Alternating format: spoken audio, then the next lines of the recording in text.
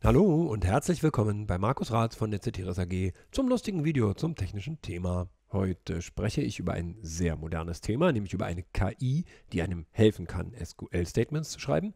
Und ich spreche darüber auf einer der ältesten SQL-Konferenzen, die es in Deutschland gibt, nämlich den SQL Days in Erding bei München.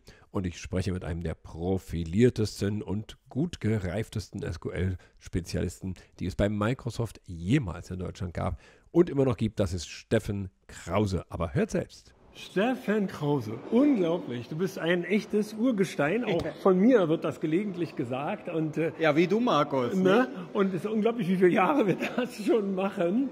Ja? Und du bist ja für uns, also ehemals warst du ja mit dem SQL-Server quasi symbiotisch verbunden. Und wir sind hier nicht zum ersten Mal gemeinsam auf der SQL Days Konferenz im schönen Erding, die es ja auch schon, wie ich gerade mal nachgeguckt habe, seit 2001 gibt. Und da war ich auch schon dabei. Und ich glaube, du auch nur, wenn dann kurze Zeit später, oder? Ich weiß es tatsächlich nicht mehr. Ich war in meinem Leben auf so viel Konferenzen. Aber wirklich. Und was ich interessant finde, dass natürlich, ja, wir sind ja dem SQL-Server ein Stück weit treu geblieben. Er ist jetzt irgendwo hingewandert, er läuft vielleicht woanders, aber wir sind ja beide letztendlich inhaltlich auch voll dabei geblieben.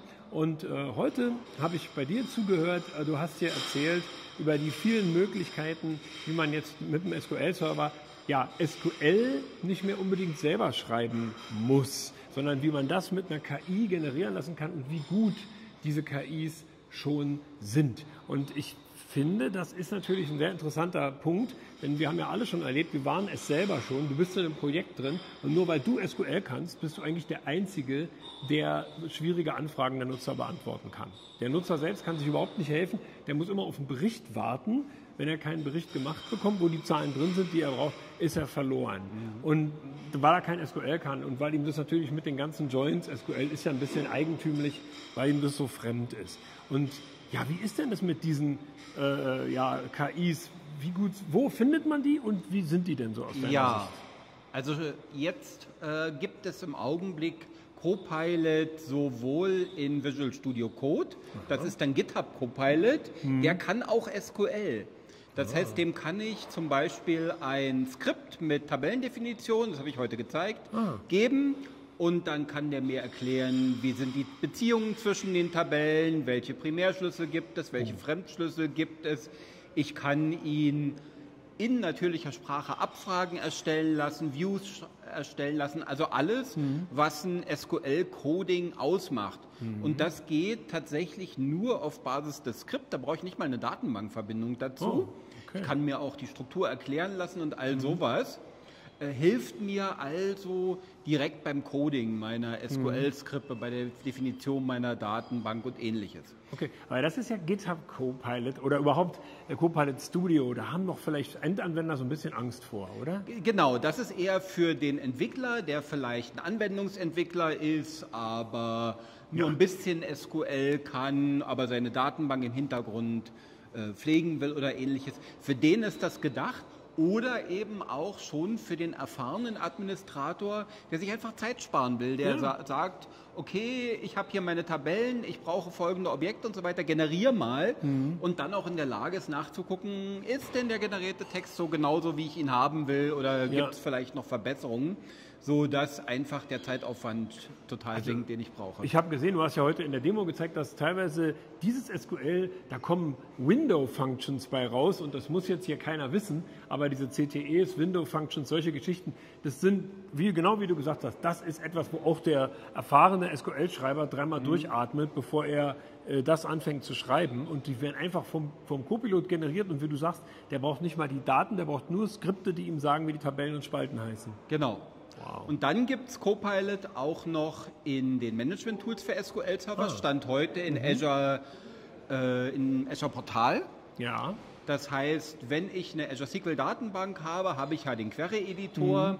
Wenn ich in dem Preview bin, die Funktionalität ist im Augenblick im Public Preview, wenn ich in dem Preview bin, kann ich da auch auf Copilot gehen und dann kann ich Ihnen zum Beispiel sagen, gib mir mal, ich habe heute ein Dataset gezeigt, da konnte ich sagen, gib mir mal die Anzahl der Teile, die zu einem bestimmten Set gehören.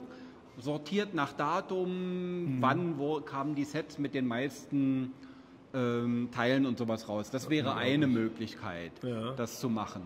Oder ich kann es auch in Azure Data Studio machen, was halt eine eher admin-orientierte Oberfläche ist, von Visual Studio Code, aber... Und das kann man ja bekanntlich überall laufen lassen, sogar auf dem Mac. Das ist ja oft eine Hürde für Endanwender, dass die auf dem Mac arbeiten. Das wäre da auch nicht der Fall, ne? Ja, also alles funktioniert tatsächlich auf allen Plattformen, die wir haben. Auf Mac, auf Linux, auf Windows, direkt da, wo ich einen Browser habe, geht alles direkt. Und ich habe da wirklich die Möglichkeit, mir in natürlicher Sprache komplexe SQL-Statements schreiben zu lassen, aber nicht nur das. Wenn ich dem ein Skript vorwerfe, kann er eben auch sagen, okay, und das sind vielleicht Verbesserungspotenziale in meinem Skript. Oder um die Datenbank schneller zu machen oder um das Design besser zu machen? Um zum Beispiel Best Practices zu genügen. Oder was ich auch gesehen habe dann im Anwendungscode, dass er dann auf Fehler wie Injection Attacks oder ähnliches hinweist. Solche Möglichkeiten gibt es. Das ist dann im Anwendungscode, wenn ich dann vielleicht irgendwelche String-Generierung habe. Ja. Also da ist Copilot tatsächlich schon sehr weit. Es ist aber noch im Preview. Man muss auch ehrlicherweise sagen, es ist natürlich noch nicht alles perfekt, aber auf jeden Fall für jeden, der SQL schreibt, eine unheimlich starke Unterstützung bei dem, was wir machen. Ja, stell dir mal vor, die Preview ist fertig, das Ding kann ein bisschen was, lernt was. Kann man denn jetzt als Endanwender, könnte man ihn drauf loslassen und sagen, okay, wenn du Fragen an diese Datenbank hast, dann frag doch einfach mal. Du musst natürlich überprüfen, ob die Ergebnisse stimmen. Das darf man ja nie bei einer KI einfach so, wird schon klappen. Ja, deswegen wäre es gut, wenn er ein bisschen SQL könnte, um es überprüfen zu können. Ne? Aber man kann ja zum Beispiel auch einfach, bei manchen Tools kann man ja sagen, zeigt das SQL gar nicht an. Dann sieht man nur noch die Antwort. Dann muss man eben die Antwort aus der Datenbank checken, ob die richtig ist. Also, ist es bald soweit? Also Endanwender jetzt im Sinne von jemandem, der weder mit der Entwicklung noch mit der Administration irgendwas zu tun hat, wäre ich vorsichtig, weil vollkommen unabhängig davon, ich würde immer das richtige Tool für den Job nehmen. Also wenn ich als Endanwender auf Daten zugreife, würde ich eher Power BI, der ja auch einen Copilot hat, nehmen und über Power BI dem Fachanwender die Möglichkeit geben, Fragen gegen die Daten zu stellen und so weiter. Die Kernidee ist ja wirklich, oder in Excel zum Beispiel. Ganz einfach, ich habe ja auch in Excel einen Copilot. Habe ich jetzt ehrlicherweise noch nicht geguckt, ob der auch mir Datenverbindungen generieren kann. Ich habe ein Video drüber gemacht, das sah noch nicht so gut aus, aber es gibt ja eine Wave 2, da muss man das alles nochmal prüfen. Ja. Aber auf jeden Fall, ich würde für Endanwender schon immer ein Endanwender-Tool nehmen, wie eben Power BI und das damit machen.